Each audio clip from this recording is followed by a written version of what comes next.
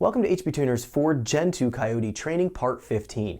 This training module, we're going to be exploring what we need to change and the limits that we need to raise before we do any tuning. So there's going to be a lot of things to cover. We're going to be using a template applicator file that I've created that you can bring right into your calibration file. That's going to prep it in order to get into the next few training modules talking about tuning and calibrating. This is going to essentially prep the file so you have less to change. And this is something you always want to update or change on your GT calibration files. So without further wait, let's jump in so we can check out what we need to go and update and change using our template applicator file.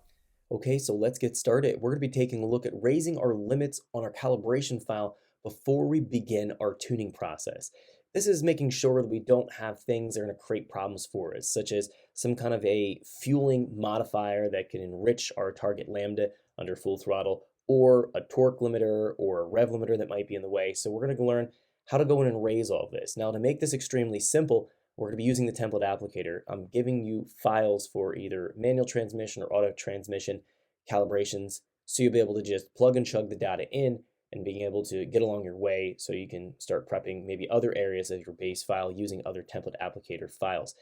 This is going to be something that you absolutely have to do. It's essentially the first step as you start to work with your calibration file. So you do the read out of the vehicle, and then if you want to start to do your tuning, you want to apply one of the files that we're going to be looking at here. So we're going to look at both a manual transmission, auto transmission. The template applicator files will be different for either because there's some slight variations and differences and things that we have to change between manual and automatic transmission equipped calibration files. So let's jump in here. Let's take a look at first a manual transmission calibration file. We're going to use the template applicator, bring the template applicator file into our calibration that we're going to be opening, and then we'll go through and talk about why we're making the specific changes and all the areas that we need to note that are going to be different. So just so you understand what is going on, we don't want to blindly change things in the calibration file without fully understanding exactly why we're doing it. Okay, so first thing I'm going to do here is jump up into the open file option here. And then I'm going to jump into the course folder. So if I go to the desktop, I go to HP Tuners Gen 2 Coyote. This is our training course folder. We're going to jump into Mustang example files. And you can open up any calibration file to follow along. This first bit, I'm going to be, again, working with a manual transmission equipped calibration file. So I'm going to go open up a 2017 just for reference sake here, and I'll grab this file, 2017 Mustang GT. Now note it doesn't have auto at the end of it, so this is signifying that it's a manual transmission. So that's how we're going to know the files to kind of keep them apart from each other. So let's click open, and let's start to take a look at some things. Now, we have all the different areas that we have to modify. There's things in almost each one of these categories that we have to change or update so that it's going to be performing better as we start to fire up our engine and we start the calibration process and get that going.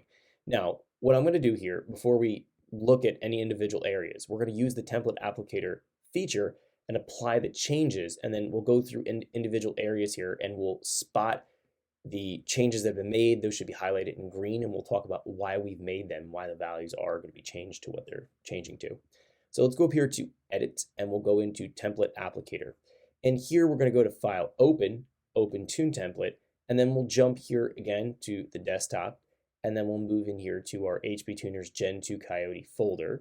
And then in here, we'll move to the template applicator subfolder. Now in here, we have a ton of different choices. We can see we have all kinds of things to select. What we're going to be looking for is our folder called base file prep. This is just creating some of the very basic changes that we need to start off with. So regardless if you're naturally aspirated, turbocharged, supercharged, we want to start off with this prep file here. Let's grab this. Now we have two different categories, auto trans, manual trans. I'm going to grab manual transmission because that's what the file I have open is going to be. If you have automatic, you would select automatic. Let's go grab the manual trans. Now in here, it's going to be signifying based on the rev limiter that we'd like to have for our calibration file. So here's a 7,400 RPM rev limiter base changes, goes all the way up to 8,000. So you have to select which rev limiter you want, and it'll prep your file for that specific limiter. So I'm going to grab 7,400. That should be fine for a stock Coyote motor. Now, depending on what kind of intake manifold I'm running, that may or may not be suitable. You might want to rev a little bit higher, but 7,400 will be fine for the stock intake manifold. Let me go and click open, and now we can see these are all the changes that'll be made. What I'm going to do here is just simply apply these changes. We can see all the changes have been applied, and we have quite a few changes that have been made. There's 12 switches, 27 scalars or singular values, and 32 tables have been edited and updated. So it's quite a bit of information, quite a bit of things have been changed. Let's jump in here and take a look at what actually has been changed so we understand what we're working with here and then why they were actually changed.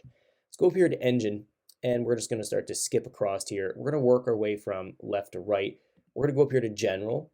Anything that's going to be highlighted in a different color will show us that there's some kind of a change or deviation from the stock value. So nothing in the general here has been changed. Now, one thing I want to note as we're on the topic of making some of these general changes, there is a dyno mode option. So if you're going to be running your Gen 2 Coyote on a chassis dyno, you need to go up here and set this to override and then the dyno mode setting to enable. That'll make sure you don't have to jump the plug out that's normally behind the driver's side headlight area. There's a plug there that you have to usually unplug. We're not going to have to do that if we do this dyno mode option right here. Thanks for checking out our teaser clip. If you want to see the rest of this video and more than 500 hours of current EFI training we have to offer, make sure you click right here. If you want to go and check out more teaser clips from this training course, click here, and you don't want to miss any of the videos we're going to be releasing on this channel, so make sure you subscribe and click here. Thanks for watching, and I'll see you guys later.